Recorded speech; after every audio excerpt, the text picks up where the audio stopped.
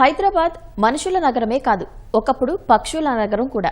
జీవనోపాధి కోసం మానవులు భాగ్యనగరానికి వలస వచ్చినట్లే వేలాది కిలోమీటర్ల నుంచి విదేశీ పక్షులు సైతం ఇక్కడికి వలస వచ్చేవి. వేసవి, శీతాకాలాల్లో నగరవాసులకు ఆహ్లాదాన్ని పంచేవి. ప్రకృతి సమతుల్యతను కాపాడుతూ వాటి సంతతిని పెంచుకుంటూ జీవరాశిలో ఒకటిగా ఎదిగేవి. కానీ కాలక్రమేణా వస్తున్న మార్పులు వాటి మనుగడను ప్రశ్నార్థకం చేస్తున్నాయి. ప్రత్యేకించి కాంక్రీట్ జంగిల్గా మారుతున్న మహానగరంలో కనుమరుగవుతున్న నీటి వనరులు, పెరుగుతున్న వాయు కాలుష్యం కారణంగా ఇక్కడికి వచ్చే వలస పక్షులు దారి మార్చుకుంటున్నాయి. ముఖ్యంగా రాష్ట్ర పక్షిగా భావించే పాలపిట్ట సైతం అంతరించిపోతున్న పక్షుల జాబితాలో చేరిపోవటం ఆందోళన కలిగిస్తోంది.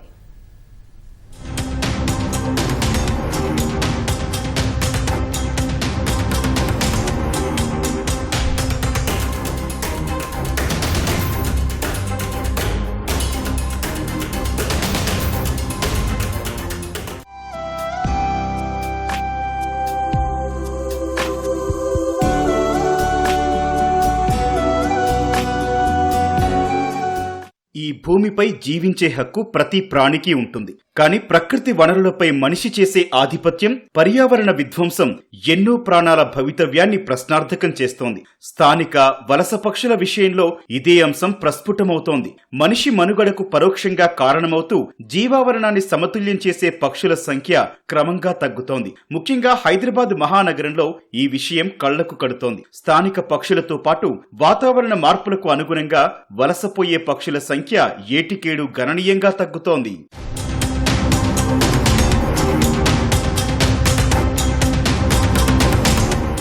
ప్రస్తుతం ప్రపంచవ్యాప్తంగా ఉన్న పక్షుల్లో 20% పైగా అంతరించిపోయే ప్రమాదంలో ఉన్నాయి. సుమారు 20,000 జాతుల పక్షులకు ముప్పు పొంచి ఉందని అధ్యయనాలు వెల్లడిస్తున్నాయి. The state of India's birds అధ్యయనం ప్రకారం భారత్లో 1300 రకాల పక్షి జాతులు ఉన్నట్లు అంచనా. అందులో 2.5 దశాబ్దాలుగా చాలా పక్షి జాతుల సంఖ్య గణనీయంగా తగ్గిపోగా ఏకంగా 18 రకాల పక్షులు అంతరించిపోతోన్న జాబితాలో చేర్చడం ఆందోళనకరం. పంట పొలాల్లో విచ్చలవిడిగా రసాయన ఎరువుల వినియోగం, సెల్ ఫోన్ టవర్ల రేడియేషన్ ప్రభావంతో ఊరపిచ్చుకల దగ్గర నుంచి రాబందుల వరకు క్రమంగా కనుమరుగవుతున్నాయి. సాధారణంగా కనిపించే పాలపిట్టలు, చిలుకలు, గోరింకలు కూడా కంటికే కానరావడం లేదని పక్షి ప్రేమికులు చెబుతున్నారు. హైదరాబాద్ లోనే చూస్తే 270 స్పీషీస్ పైన బర్డ్స్ ఉన్నాయి, including resident as well as migratory చాలా వస్తాయి. అండ్ ఇప్పుడు ఈ నవంబర్, డిసెంబర్, ఈ మార్చ్ వరకు మంచి మైగ్రేటరీ సీజన్. మనకి చాలా రకాల స్పీషీస్ ఇక్కడ కనబడుతూ ఉంటాయి.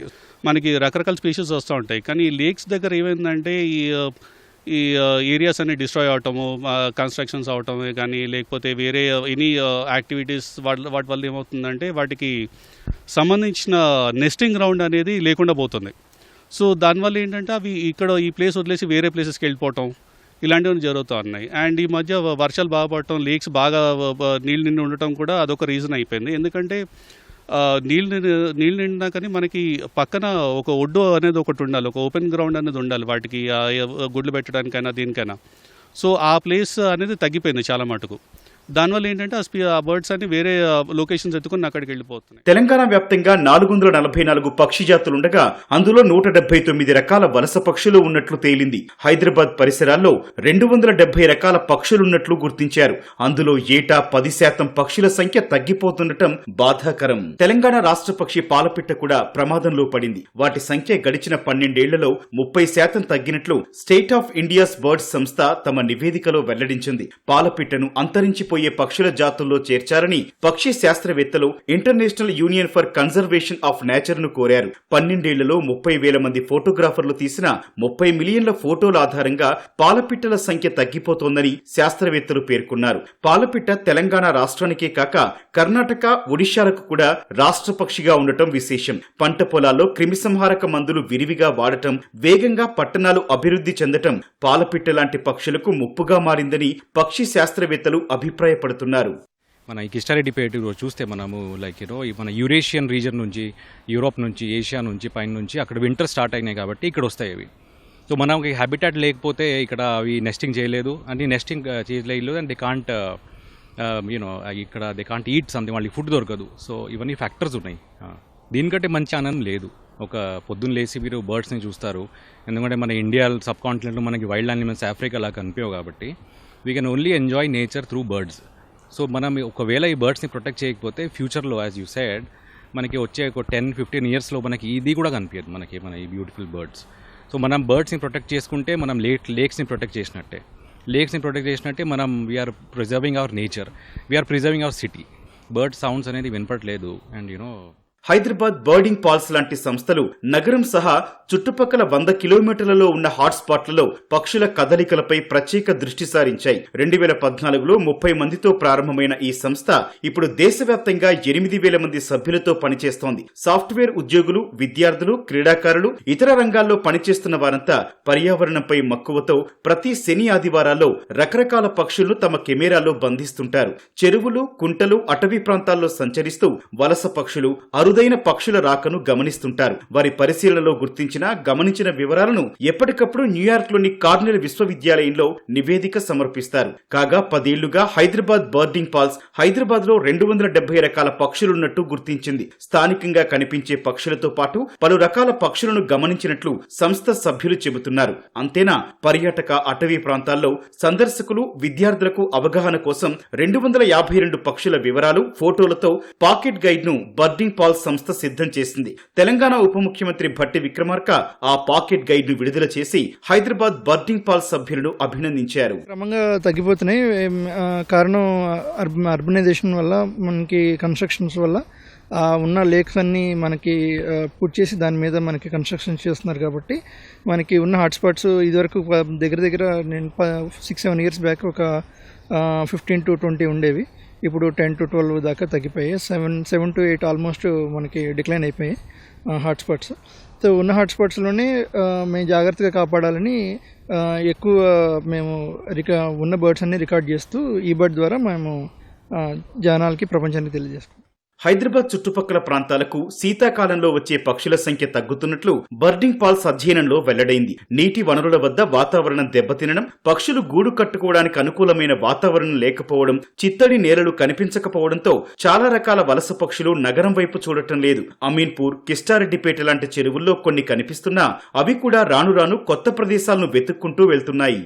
ఇటీవల అమీన్పూర్ చెరువు వద్ద 12 సెంటీమీటర్ల సైజు ఉండే రెడ్ బ్రెస్టెడ్ ఫ్లై క్యాచర్ వలసపిట్ట కనిపించింది. తూర్పు ఐరోపాలో ఎక్కువగా ఉండే ఈ పక్షులు వివిధ ఖండాలు, సముద్రాల మీదుగా ఎగురుతూ వేలాది మైళ్లు ప్రయాణం చేసి హైదరాబాద్ కు వలస వస్తుంటాయి. తూర్పు ఐరోపా దేశాల్లో చలి తీవ్రత పెరగడంతో సమశీతోష్ణ స్థితి ఉండే దక్షిణాసియాలోకి వలస వస్తుంటాయి. ముఖ్యంగా హైదరాబాద్ కు వీటి రాక ఎక్కువగా ఉంటుంది. అయితే గతంలో వీటి సంఖ్య ఎక్కువగా ఉండేది. కానీ అవి వలస వచ్చే ప్రాంతాల్లో ఏమైనా మార్పులు కనిపించినా కొత్త ప్రదేశాలను వెతుక్కుంటూ వెళ్తుంటాయని పక్షి ప్రేమికులు చెబుతున్నారు.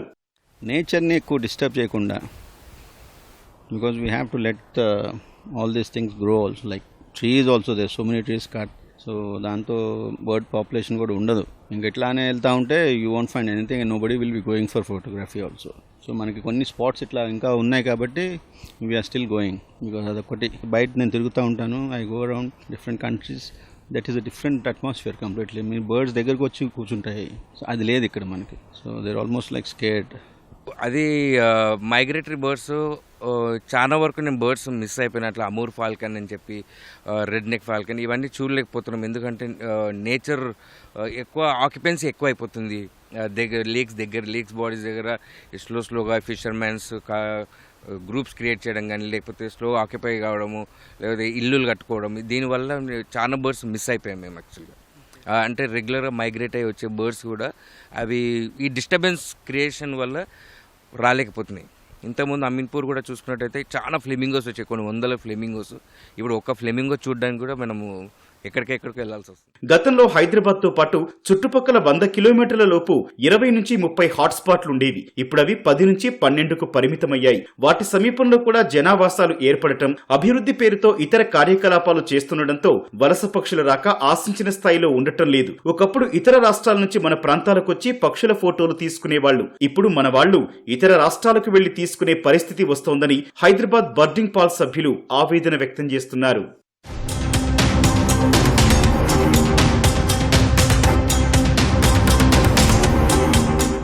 భాగ్యనగరంలో పెరుగుతోన్న పట్టణీకరణ పక్షుల సంతతిపై తీవ్ర ప్రభావం చూపుతోందని ఉస్మానియా విశ్వవిద్యాలయం జీవశాస్త్ర విభాగం కూడా అభిప్రాయపడుతోంది. నగర నడిబొడ్డున ఉన్న హుస్సేన్ సాగర్ లాంటి చెరువుల పరిసరాలకు స్థానిక పక్షులతో పాటు వలస పక్షులు కూడా రావడం లేదన్నారు. ఉస్మాన్ సాగర్, హిమాయత్ సాగర్, అమీన్పూర్, కిస్టారెడ్డిపేట, సరూర్ నగర్ లాంటి చెరువుల ప్రాంతాల్లో ఒకప్పుడు కనిపించిన ఇండియన్ పిట్ట, Indian blue robin, blue truth, fly catcher సంఖ్య క్రమంగా తగ్గిపోతున్నాయని గుర్తించినట్లు పేర్కొన్నారు.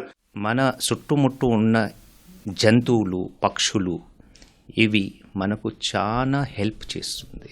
So in keeping various types of zoonotic diseases under control, parasitic diseases under control అవి పోయాయి. There are many studies that have proven that wherever we have lost biodiversity in those areas, new disease emergence and new diseases, impacting human populations have been reported in an increased fashion.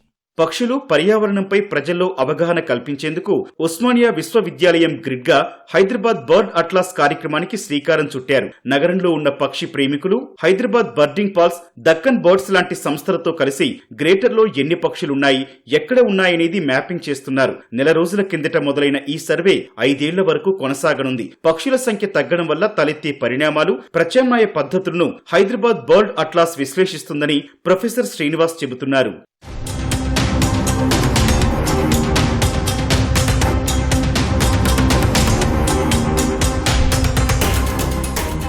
స్థానిక పక్షుల సంతతితో పాటు వలస పక్షుల సంఖ్య పెరగాలంటే మనుషులదే కీలక పాత్ర. పర్యావరణ పరిరక్షణ చర్యలతో పాటు చెరువులు, అడవుల సంరక్షణ, మొక్కలు పెంచడం, చిత్తడి నేలలు సంరక్షించడం, కఠిన చట్టాలను అమలు చేయడం వల్ల పక్షుల సంఖ్య పెరిగేందుకు అవకాశం ఉందని ప్రకృతి ప్రేమికులు చెబుతున్నారు. ఒక ప్రాంతంలో పక్షుల సంఖ్య తగ్గినా మరో ప్రాంతంలో పెరుగుతూ ఉంటుందని, తగ్గిన ప్రాంతంలో పర్యావరణాన్ని రక్షించే చర్యలపై దృష్టి సారించాలని పర్యావరణవేత్తలు, పక్షి ప్రేమికులు కోరుతున్నారు.